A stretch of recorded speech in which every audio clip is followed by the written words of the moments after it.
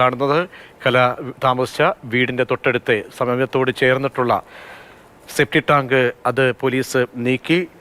Police, forensic വിഭാഗം തുടങ്ങി പ്രധാനപ്പെട്ട വിഭാഗങ്ങളൊക്കെയാണ് ഇപ്പോൾ സംയുക്ത പരിശോധന നടത്തുന്നത്. എല്ലാവരും പ്രതീക്ഷിക്കുന്നത് പോലെ 15 വർഷത്തിന് ശേഷമുള്ള പരിശോധന അത് പോലീസിനെ സംബന്ധിച്ചോളം വലിയ വെല്ലുവിളികൾ നിറഞ്ഞതാണ്. ആ മാലിന്യ കൂമ്പാരത്തിൽ നിന്നും ശരീരാവശിഷ്ടങ്ങൾ ലഭ്യമാക്കണം. അത് പിന്നീട് പരിശോധനകൾക്ക് വിധേയമാക്കണം, ഫോറൻസിക് പരിശോധനയ്ക്ക് വിധേയമാക്കണം, DNA പരിശോധനയ്ക്ക് വിധേയമാക്കണം. അങ്ങനെ സങ്കീർണമായിട്ടുള്ള നടപടിക്രമങ്ങളിലേക്കാണ് പോലീസ് നീങ്ങിക്കൊണ്ടിരിക്കുന്നത്.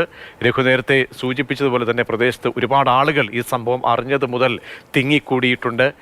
ഇപ്പോൾ പരിശോധന പോലീസ് നടത്തുന്നതിനൊപ്പം പ്രതികളിൽ ഒരാളായ ജിനുവിനെയും ആ സംഭവ സ്ഥലത്തേക്ക് എത്തിച്ചിട്ടുണ്ട്. അവരുടെയൊക്കെ തന്നെ വിവരങ്ങളും വിശദാംശങ്ങളുടെ കൂടി അടിസ്ഥാനത്തിലാണ് പോലീസ് പരിശോധനയ്ക്ക് മുതിരുന്നത്. അതേസമയം ഈ പരിശോധനയ്ക്ക് ശേഷം മാത്രമേ, സമ്പൂർണ്ണ പരിശോധനയ്ക്ക് ശേഷം മാത്രമേ മൃതദേഹത്തെക്കുറിച്ച് സ്ഥിരീകരണത്തിലേക്ക് എത്താൻ കഴിയുകയുള്ളൂ. പരിശോധിച്ചൊക്കെ വരുമ്പോൾ നമ്മൾ പല സിനിമകളിലും ദൃശ്യ മോഡലിൽ കണ്ടിട്ടുള്ളതുപോലെ അവിടെ ആ മൃതദേഹം ഉണ്ടാകില്ലേ, അവിടെ നിന്ന് മാറ്റിയിട്ടുണ്ടോ, ഈ 15 വർഷക്കാലത്തിനിടയ്ക്ക് ആദ്യം ഇവിടേക്ക് ഉപേക്ഷിച്ച ശേഷം അവിടെ നിന്നും പിന്നീട് മാറ്റുകയും മറ്റോ ചെയ്തിട്ടുണ്ടോ തുടങ്ങി ഒരുപാട് സംശയങ്ങൾ പോലീസിനെ സംബന്ധിച്ചോളം ഈ കേസിൽ പ്രതീക്ഷിക്കുന്നുണ്ട്.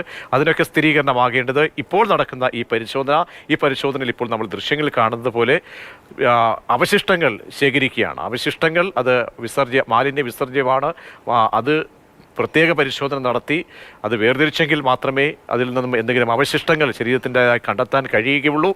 അങ്ങനെ വളരെ പ്രധാനപ്പെട്ട ഒരു കേസായി ഈ കേസ് 15 വർഷത്തിന് ശേഷം അമ്പലപ്പുഴ പോലീസിനെ സംബന്ധിച്ചുള്ള മാറുകയാണ്. അമ്പലപ്പുഴ പോലീസിന് ഈ കേസുമായി ബന്ധപ്പെട്ട് ഒരു 2 മാസം മുൻപാണ് ഊമക്കത്ത് ലഭിക്കുന്നത്. ഈ ഊമക്കത്തിൽ ഇങ്ങനെ ഒരു സംഭവം, ഇങ്ങനെ ഒരാളെ കൊലപ്പെടുത്തി സെപ്റ്റി ടാങ്കിൽ ഉപേക്ഷിച്ചിട്ടുണ്ട് എന്ന കാര്യങ്ങൾ വ്യക്തമാക്കുകയായിരുന്നു. ആര് എന്നുള്ള കാര്യത്തിൽ അത് വ്യക്തമായിരുന്നില്ല. പക്ഷേ പിന്നീട് ഇത് കേന്ദ്രീകരിച്ച്, ഈ കത്ത് കേന്ദ്രീകരിച്ച് നടത്തിയ പരിശോധനയിൽ 5 പേരെ പോലീസിനെ കസ്റ്റഡിയിലെടുക്കാൻ കഴിഞ്ഞിട്ടുണ്ട്. ഒന്ന് കലയുടെ ഭർത്താവാണ്. ഭർത്താവ് ഇപ്പോൾ അങ്ങ് വിദേശത്താണ്. അദ്ദേഹത്തെ നാട്ടിലേക്ക് എത്തിക്കും. പിന്നീട് 5 പേർ കസ്റ്റഡിയിലുള്ളത് കലയുടെ ഭർത്താവിൻ്റെ സഹോദരങ്ങൾ, ബന്ധുക്കളൊക്കെയാണ്, കൂട്ടുകാരൊക്കെയാണ്. അവരൊക്കെയാണ് ഈ കൃത്യത്തിന് ആസൂത്രണം ചെയ്തത് എന്നാണ് ഇതുവരെ പോലീസിന് അനുമാനിക്കാനും കഴിയുന്ന കാര്യങ്ങൾ.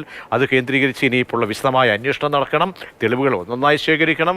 ഫോറൻസിക് തെളിവുകൾ, മെറ്റീരിയൽ എവിഡൻസ് എന്ന് പറയുമ്പോൾ അവിടെ മൃതദേഹമാണ് മെറ്റീരിയൽ എവിഡൻസായി, പ്രധാനപ്പെട്ട എവിഡൻസായി മാറുന്നത്. സാക്ഷികൾ ഇല്ലാത്ത, ദൃക്സാക്ഷികൾ ഇല്ലാത്ത കേസാണ്. വലിയ ചലഞ്ചാണ് പോലീസിനെ സംബന്ധിച്ചോളം ഇപ്പോൾ ഈ കേസിലുള്ളത്. അങ്ങനെ പരിശോധന നിർണായക ഘട്ടത്തിലേക്ക് എത്തിക്കൊണ്ടേയിരിക്കുകയാണ്.